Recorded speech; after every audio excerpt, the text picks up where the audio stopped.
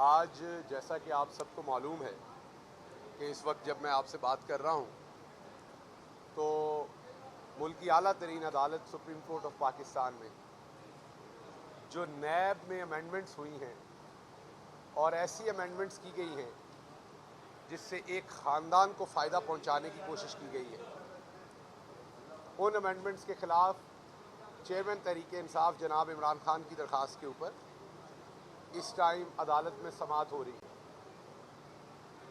ये केस है क्या?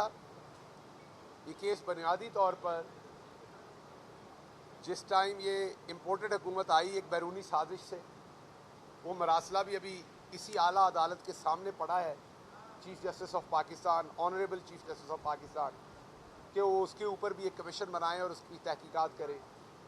उसमें भी हम अदालत के दरवाजे पे खड़े हैं इंसाफ के लिए, उसमें भी अभी तक हमें इंसाफ नहीं मिला। हम ऑनरेबल अदालत, honourable chief justice of Pakistan की तरफ मतलाशी नज़रों से देख रहे हैं कि वो कब उस साइफ़र के ऊपर तहकीकात करवाते हैं, वो कब उस साइफ़र के ऊपर जो एक पाकिस्तानी एम्बेसडर ने अमेरिका में जो अहवाल हुआ, जो उन्हें मैसेज दिया गया, वो भेजा।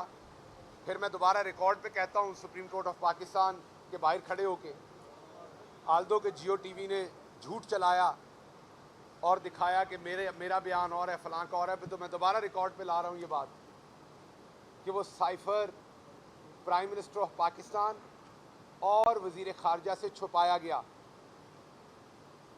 वो साइफ़र मुल्क के आला मुक़्तदर लोगों के पास था, लेकिन वो साइफ़र वज़ीर आज़म पाकिस्तान, उस वक्त के वज़ीर आज़म इमरान खान और उस वक्त के वज़ीर ख़ारजा शाह महमूद कुरैशी से छुपाया गया।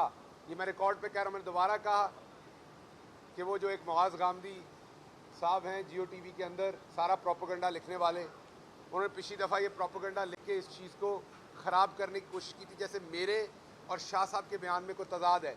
ये बात मुझे खुद शाह महमूद साहब ने बताई थी, ये बात मेरे सामने प्राइम मिनिस्टर साहब को शाह महमूद साहब ने बताई थी।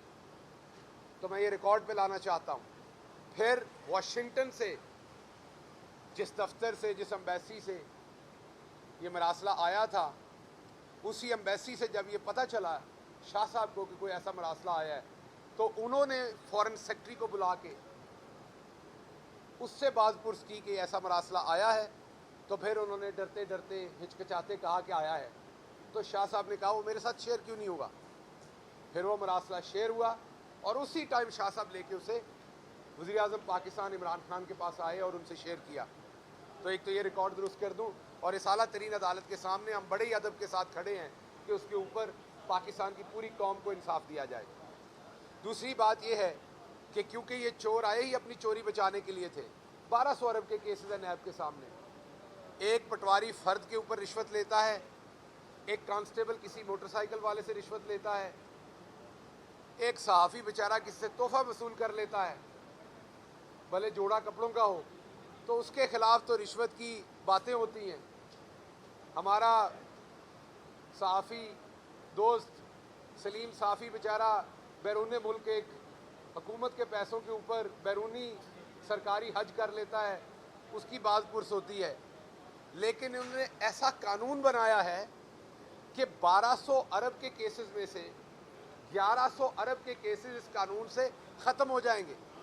और कानून बनाने वाला जो ख़ानदान है, शरीफ ख़ानदान, सबसे बड़ा फ़ायदा उन्हीं को पहुँचेगा कि उनके वो मकसूद चपरासी, उनके वो जो अरबों रुपए, 60 अरब के सिर्फ केसेस शहबाज शरीफ में हैं, जिनमें को 25 अरब का मकसूद चपरासी और वो दूसरे चपरासियों वाला है, कुछ और है। 60 अरब के केसेस सिर्फ शहबाज शरीफ के हैं। फिर नवाज शरीफ, उनकी बेटी, उनके बेटे सलमान शहबाज, मेरे ये सारा कुछ चल रहा है। तो बुनियादी तौर पर इन्होंने ऐसी कानून साजी की जिससे नैब इखलाकी तौर पर बंद हो गया। तो मैं इस आला तरीन अदालत के सामने, हमारे वकील ख्वाजा हारिस खड़े हैं, वो इल्तिजा हम कर रहे हैं इंसाफ के लिए।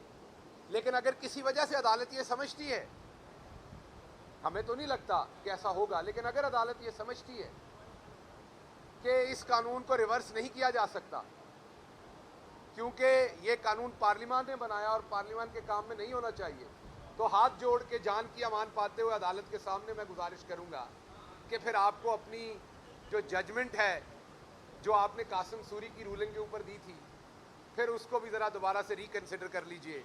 हाथ इसलिए जोड़ रहा हूँ कि अदालत का एहतराम करता हूँ, अदालत से जान की अमान पाता हूँ। ये नहीं किसी मेरे जहनों गुमा में भी कहीं नहीं है कि मेरे से कोई गुस्ताखी हो, लेकिन क्योंकि आईने पाकिस्तान मुझे हक देता है कि मैं अदालत के सामने अपना मुद्दा रखूँ, कौम के सामने रखूँ, तो मैं ये कहता हूँ कि अगर बात यह है कि ये कानून पार्लियामेंट ने बना दिया और ये बात पार्लियामेंट के अंदर होनी चाहिए, तो फिर उस रात भी पार्लियामेंट ने डिसाइड किया था, उस रात पार्लियामेंट में बैठी हुई मेजॉरिटी ने डिसाइड किया था जो गवर्नमेंट की, तो फिर उसको भी ज़रा बराए मेहरबानी उस फैसले को भी रिकन्सिडर कर लीजिए। फिर अगर पार्लियामान को अगर हमने फौकियत देनी है तो फिर पार्लियामान को ही फौकियत दे देते हैं कि पार्लियामान के फैसले पार्लियामान ने करने। एक बात।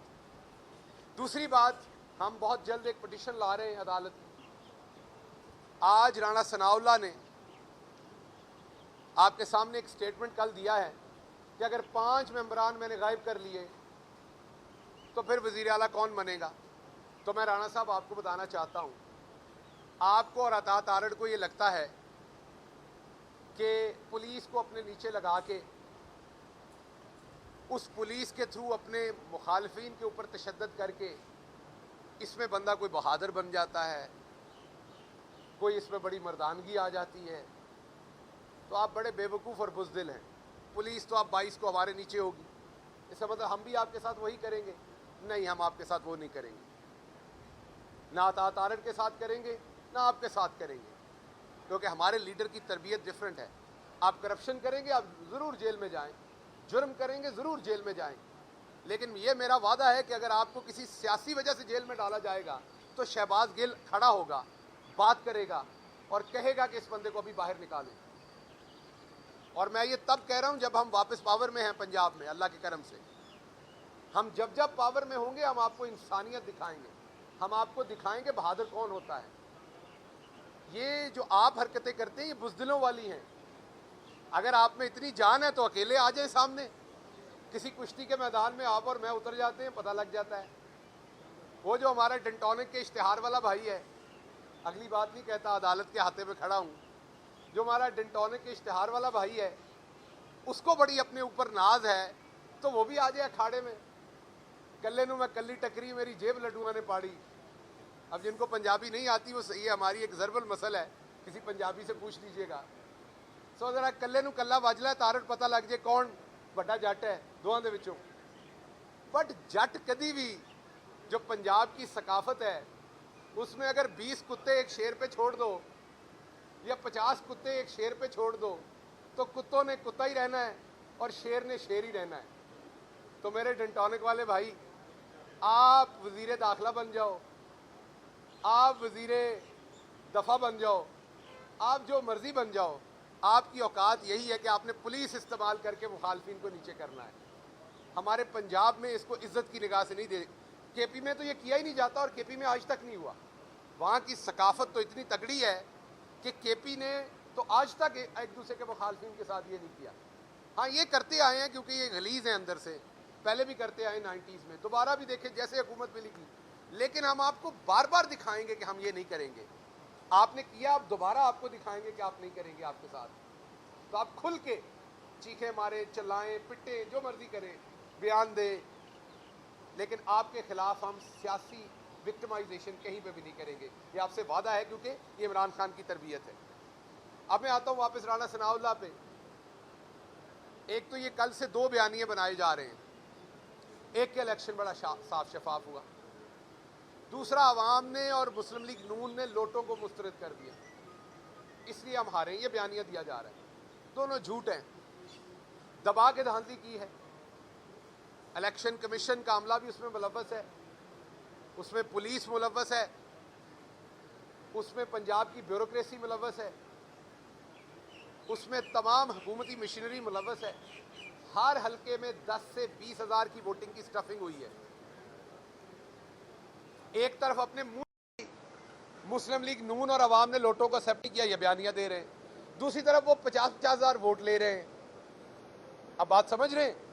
तो वो वोट कौन डाल गए हैं? हम यही बता रहे हैं कि अवाम ने वाकई उनको एक्सेप्ट नहीं किया, लेकिन ये रिगिंग हुई है। और वैसे अगर मैं उन लोटों को देखूं, हैं तो बेचारे बुरे, वो बेज़मीर हैं, अवाम ने रिजेक्ट कर दिया, लेकिन उनको मैं देखूं तो किसी भी दिन उनकी जो शक्ल है, उनकी जो करतूत है, वो खुदा की कसम शरीफ खानदान से बेहतर है अभी भी। तो अगर आपको ये लगता है कि लोटों को एक्सेप्ट नहीं किया तो शरीफ खानदान को तो अवाम बिल्कुल ही एक्सेप्ट नहीं करेगी, क्योंकि इन लोटों ने को 2-4-5 करोड़ लेके अपना ज़मीर बेचा है। आप लोगों ने तो अरबों रुपए इस कौम के खाए हैं। तो राणा साहब, आपको मैं सिर्फ इतना बताना चाहता हूं, आप अल्लाह की लाठी बेआवाज है, आप बेइज्जत हो चुके। अब 5 मेंबर गायब करें, आप मजीद बेइज्जत होंगे। अब 10 मेंबर गायब करें, आप मजीद बेइज्जत होंगे, क्योंकि अब अल्लाह ने जो आपकी रस्सी आज़ाद छोड़ी हुई थी ना, वो आपको इक़्तिदार दे के अल्लाह की ज़ात ने देख लिया। आज डॉलर 221-222 रुपए पे बिक रहा है। IMF हो चुका। और हमारे याद होगा आपको, जब हुकूमत आई थी तो हमारे अफवाज के, बहादुर अफवाज के तर्जमान ने एक अच्छी उम्मीद लगाई थी दिल से कि नई हुकूमत आई है, इस्तेकाम आएगा। उन्होंने अपनी प्रेस कॉन्फ्रेंस में बताया था कि डॉलर भी स्टेबल हुआ है, अपनी जो एक्सचेंज आपकी है, स्टॉक एक्सचेंज, वो भी स्टेबल हुई है। लेकिन बदकिस्मती से उनके मुंह में घी शक्कर अगर आज भी ऐसा हो तो, क्योंकि वो भी एक मुहिब वतन है, हम भी एक मुहिब वतन है, हम सारे चाहते हैं कि डॉलर का रेट भी नीचे रहे, वो भी चाहते हैं। लेकिन अगर ऐसा ना हो तो फिर हमें सबको, पाकिस्तानी कौम को ये सोचना पड़ना है कि ये चोर यहाँ तक कैसे पहुँचे, किसने पहुँचाया, और इन चोरों को क्या लाने वालों को इस टाइम कोई मलाल है, कोई अफसोस है, कोई रीथिंकिंग हो रही है, या मुल्क ने ऐसे ही मुल्क की मईशत का बेड़ा गर्क करने का हमने जाना है। तो राणा साहब, वापस आपको मैं बताता हूं कि आप 5 मेंबरान करें, 10 करें, अवाम फैसला कर चुकी। आप ये काम करेंगे, आप और बेइज्जत होंगे। आप ये काम करेंगे, आपका और तमस्खर उड़ेगा। और मुस्लिम लीग नून को मैं ये कहना चाहता हूं कि ये दो सियासी जोकर जो हैं, राणा सनाउल्लाह और अता तारड़, इनसे अपने आप को दूर रखें। वो सियासी वर्कर नहीं होता जो ताकत का इस्तेमाल दूसरे सियासी वर्कर पे करता है, उसको सियासत की अली बे नहीं पता होती, ये आपकी सियासत को तबाह कर रहे हैं। तो मैं वापस रैप अप करते हुए 3 चीज़ें सामने रखता हूँ। इंशाल्लाह 23 तारीख को पंजाब के अंदर वापस पाकिस्तान तहरीक इंसाफ की हुकूमत होगी। वहाँ पर पंजाब के IG, जो कि बुज़दिल तरीन ऑफिसर हैं, मास्लो की हायरार्की ऑफ नीड्स में 5 नीड्स हैं। सबसे पहले इंसान जो है अपनी बेसिक नीड्स पूरी करता है, नींद, खाना पीना, कपड़े। उसके बाद सोशल नीड्स हैं उसकी, लोगों में उसकी इज्जत हो, रिलेशनशिप हो, दोस्तियां हो। फिर सेल्फ एक्चुअलाइजेशन है सबसे ऊपर वाली नीड। जब आप किसी प्रोफेशन में ऊपर चले जाते हैं तो आप कुछ ऐसा करना चाहते हैं कि आपको सदियों तक नहीं तो चलो अशरों तक याद रखा जाए। खुदा की कसम, जब मैं कसम अल्लाह की खा के कहता हूं, जब मैं मुजफ्फरगढ़ की उस हवालात में बंद था और वहां के DPO को अता तारड़ डायरेक्ट कह रहा था कि इसको किसी से मिलने नहीं देना, इसको पानी नहीं देना, इसके करीब नहीं जाने देना, तो वहां पे खड़े हुए कांस्टेबल, ये मैं मुहावरतन नहीं कह रहा, वहां पे खड़े हुए कांस्टेबल के अंदर ज्यादा ईमान था, ज्यादा गैरत थी, ज्यादा शर्म थी कंपेयर टू राव सरदार साहब। वहां पे कांस्टेबल खड़े ने वो गैर कानूनी हुक्म नहीं माना और मुझे पानी पहुंचाया, क्योंकि उसमें इंसानियत थी। लेकिन राव सरदार ने किसी किस्म की इंसानियत नहीं रखी, किसी किस्म का प्रोफेशनलिज्म नहीं रखा। और आज जैसे मुअज़्ज़ज़ अदालत ने भी कहा कि पार्लिमान के फैसले पार्लिमान में होने हैं, तो मैं मुअज़्ज़ज़ अदालत से हाथ बांध के पूछता हूं कि फिर जो पंजाब की पार्लिमान में जिस तरीके से पुलिस ने तशद्दुद किया अंदर जाके, ये राव सरदार ने जिस किस्म की बेशर्मी की, उसका हिसाब किसने देना है? क्या वहां पार्लिमान के अंदर पुलिस जा सकती थी? फिर उसको भी वापस कीजिए। फिर मेरा दूसरा सवाल है, जो यहां की पार्लियामेंट के अंदर हुआ, फिर उसे भी हमें रिवर्स करना पड़ना है, मैं जान की अमान पाऊं तो। इसलिए मैं अपनी पार्टी से ये गुजारिश करने जा रहा हूं कि जिस दिन हमारी हुकूमत आए, असेंबली के अंदर एक रेजोल्यूशन पास हो, ये दोनों चीफ सेक्रेटरी, मैं दोबारा कल भी मैंने टेलीविजन पे कहा, अभी भी कहा कि चीफ सेक्रेटरी एक ईमानदार आदमी है, मैं ये नहीं कि मैं किसी नफरत में ऐसी बात कहूं जो दुरुस्त ना हो। वो फाइनेंशियली ईमानदार हैं, लेकिन वो बुज़दिल हैं, वो उस ओहदे के लायक नहीं हैं। जिस तरीके से 25 जून को उनके नाक के नीचे जिस तरीके से तशद्दुद हुआ, रियासती मशीनरी इस्तेमाल हुई, आपकी ऐसी शराफत का, आपकी ऐसी ईमानदारी का कौम को कोई फ़ायदा नहीं। जिस तरीके से वोट खरीदे गए, पुलिस गर्दी हुई असम्बली के अंदर, इससे बड़ी बददियानती आप और क्या करेंगे। तो मैं गुजारिश करूंगा अपनी पार्टी से कि इनके खिलाफ जब हमारी हुकूमत आई, इंशाअल्लाह शहबाज गिल खड़ा होगा इन पे आर्टिकल 6 लगवाने के लिए। इनके खिलाफ, दोनों के खिलाफ, राव सरदार और कामरान जो चीफ सेक्रेटरी हैं, दोनों पे आर्टिकल 6 लगना चाहिए। पार्लियामेंट रेजोल्यूशन पास करे, सार्जेंट एट लार्ज जो हैं वो इनके उतारे, इनका आईजी का जो वहां पर इनके स्टार्स लगे हुए हैं, ये इस काबिल नहीं है। इनको बगैर मुराद के रिटायर्ड किया जाए, ताकि जिस तरीके से आज तक बहुत सारे ऐसे लोग जिन्होंने कौम के साथ बुरा काम किया था, उनकी नस्लें तारफ नहीं करवाती कि वो किसके पोते और किसके पड़पोते हैं। इन दोनों की भी नस्लों को याद हो कि इनके आबाओ अजदाद ने इस कौम के ऊपर किस तरह के जुल्म किए थे। कोई और चुप रह जाए, मैं चुप नहीं रहूंगा, मेरा आपसे वादा है। मैं ऐसे किरदारों के खिलाफ आवाज बुलंद करता रहूंगा जिन्होंने आवाम के ऊपर तशद्दुद किया, जिन्होंने इस मुल्क के आइन ने जो उन्हें ताकत दी उसको मिसयूज किया। बार बार सिर्फ आर्टिकल 6 की बात सियासतदानों पे होनी है और किसी पे नहीं हो सकती, और किसी के ऊपर आइन लागू नहीं होता।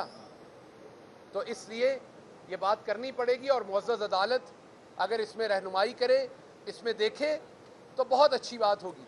अगर जब इन्होंने इसी अदालत के ऊपर हमला किया था, इस नून लीग ने, अगर उस दिन इनको सजाएं दी होती, इनके लीडरान को इनके हाथ रोके होते, उस दिन मसलत परस्ती इस कौम ने ना की होती, तो आज ये सारे दिन ना देखने पड़ते।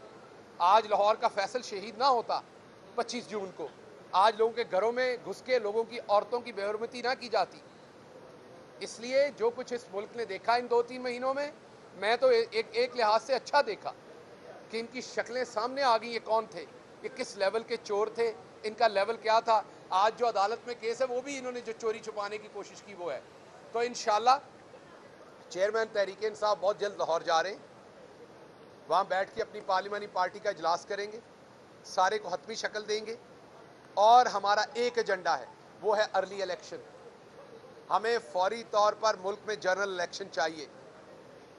अगर आईजी और चीफ सेक्रेटरी में थोड़ी सी भी कोई प्रोफेशनलिज्म और शर्म बाकी है, उनको फौरी अपने ओहदों से अलहदा होना चाहिए। जो कुछ उन्होंने किया वो मुजरिम है, क्रिमिनल है, वो इन ओहदों पे बैठने के काबिल नहीं है। उसके साथ साथ हमजा साहब जो एक गैर आइनी वज़ीर आला हैं, क्योंकि उन्होंने लोटों के सर पे वज़ीर आला बने थे, जिनके वोट भी काउंट नहीं हुए, उनको भी फौरी घर जाना चाहिए। और हमें फ़ौरन कल ही अर्ली इलेक्शन कॉल हो तो हम उसके लिए तैयार हैं, और हम फ्री एंड फेयर इलेक्शन चाहते हैं, और उसके लिए हमें 1 घंटे की भी देर जो है वो बर्दाश्त नहीं है। लेकिन अगर आप देर करेंगे तो फैसला आपका है।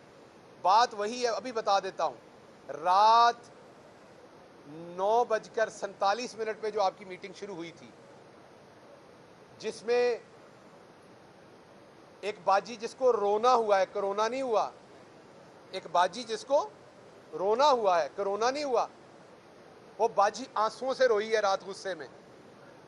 उसमें चचा भी था, उसमें भतीजा भी था, उसमें बेटी भी थी, उसमें एक साहब बाहर बैठे से भी ज्ञान दे रहे थे।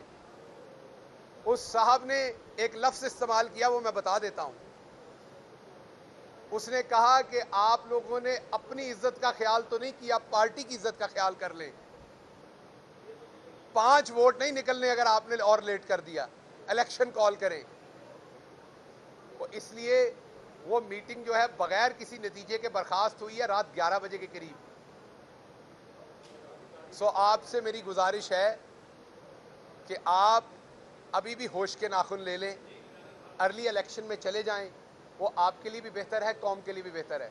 वरना डॉलर 221-22 पे नहीं रुकना, ये 250 पे भी नहीं रुकना, ये मैं आज आपको बता रहा हूँ, ये 300 पे भी नहीं रुकना। आपने श्रीलंका के हालात देख लिए, ये पहली दफ़ा नहीं हो रहा। आपने वेनेजुएला के हालात देखे होंगे, ब्राज़ील के हालात देखे होंगे। जिन्होंने दुनिया देखी उन्हें पता है कि जब सियासी अदम इस्तेहकाम आता है तो फिर माशी इस्तेहकाम किसी सूरत नहीं होता। ये बेसिक डिमांड है इकॉनमी की कि स्टेबिलिटी होनी चाहिए।